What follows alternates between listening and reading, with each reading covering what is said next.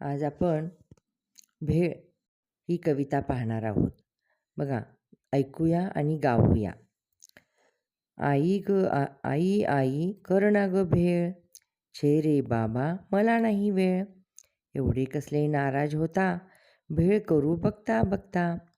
चिरमुरे घ्या कुरकुरीत, शेव पापडी चुरचुरीत, टमॅटो कांदा कोथिंबीर अगदी बारीक छान चीर. पाणी खजूर थोडी चिंच कालवून चटणी केली मस्त.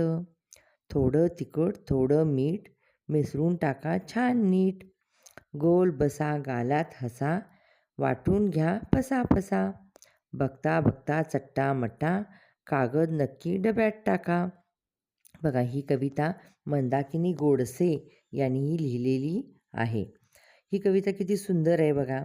तर ह्या कवितेमध्ये काय सांगितलेलं आहे, तर घरच्या घरी पदार्थ कसे तयार करायचे आपण आणि चटमटीत पदार्थ घरच्या घरी तयार करून खाणे कसे. तर त्यातल्या त्यात सोप्यात सोपी काय आहे, भेळ. भेळला काही जास्ती काही साहित्य गोळा करायला लागत नाही. बघा, कांदा, मिरची, कोथिंबीर, शेवपापडी, फरसाणा इत्यादी पदार्थ छोटेसे थोडे थोडे झाले तरीसुद्धा पुरेसे होतात आणि तुम्ही ही पदार्थ सहज तयार करू शकता. तर किती सुंदर असे बघा पदार्थ तयार केलेला हा आहे. तर तुम्हाला आवडती का सगळ्यांना भेळ? तर आपण भेळविषयी आणखीन थोडीशी माहिती घेऊया. बघा, त्या मुलाने काय केलेलं आहे, छोटीशी तुमच्याएवढी 2 मुलं आहेत आणि त्या मुलाने एका पातेल्यामध्ये चिरमुरे, पापडी, टमॅटो, कांदा, कोथिंबीर हे सगळं काय केलेलं आहे, एकत्र केलेलं आहे. आणि चटणी कशाची करायला सांगितलेली आहे रे? पाणी, खजूर आणि चिंच ह्याची काय करायला सांगितली, चटणी करायला सांगितलेली आहे. त्यामध्ये थोडं तिखट आणि मीठ घालायला सांगितलेलं आहे आणि अशी ही स्वादिष्ट अशी भेळ मुलांनी तयार केलेली आहे. तर आपणसुद्धा काय करूया, एक दिवस शाळेमध्ये सर्व मुलांनी आपण सगळेजण मिळून काय करूया, तुमच्यासाठी खास भेळ तयार करूया. तुम्हाला आवडेल ना खायला? तर चला आपण एक दिवस तो आपण कार्यक्रम ठेवूया. तर प्रत्येकाने काय करायचं आहे, एक 10-10 मुलांनी आपण साहित्य वाटून घ्यायचं आहे. कुणी कांदा आणायचा, कुणी कोथिंबीर आणायची, कुणी टमॅटो आणायचे, कुणी मिरची आणायची, चिरमुरे एकाने आणायचे. असे सगळ्यांनी मिळून आपण काय करूया, भेळचा कार्यक्रम एक दिवस छानपैकी करूया. ठीक आहे. भेळ कशी करायची इथं जे सांगितलेलं आहे ते तुम्ही कविता एकदा वाचा व्यवस्थित आणि पाठ करा ती कविता आणि आपण एक दिवस त्याच पद्धतीनं आपण भेळ तयार करूया.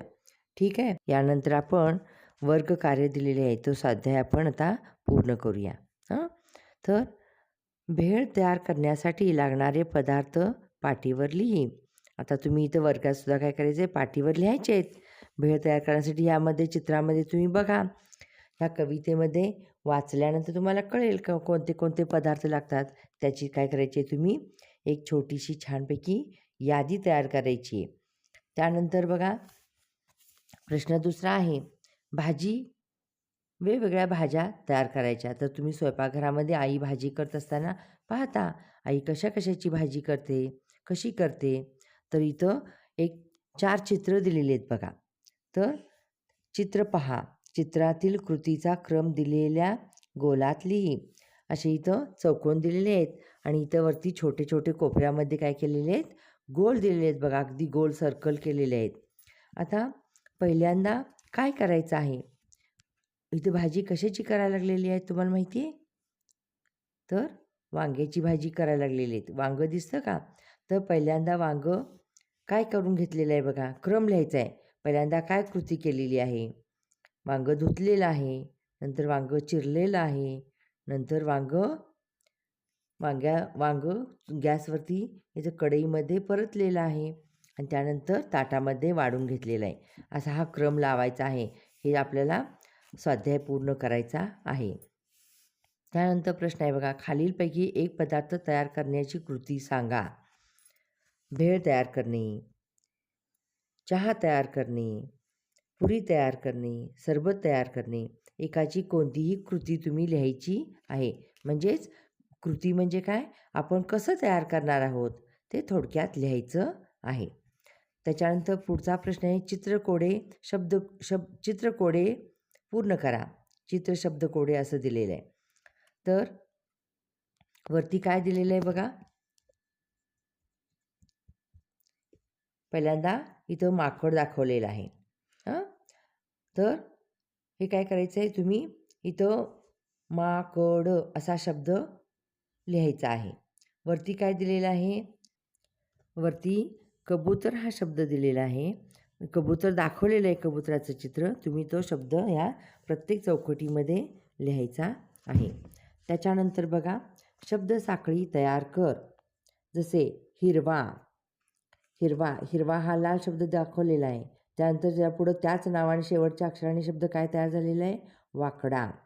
त्यानंतर पुढं ड आलेलं आहे, डला काना. डावा, लाल शब्द काय दिला आहे तो बघून शेवटचा पूर्ण करायचा आहे. वाट, टरबूज.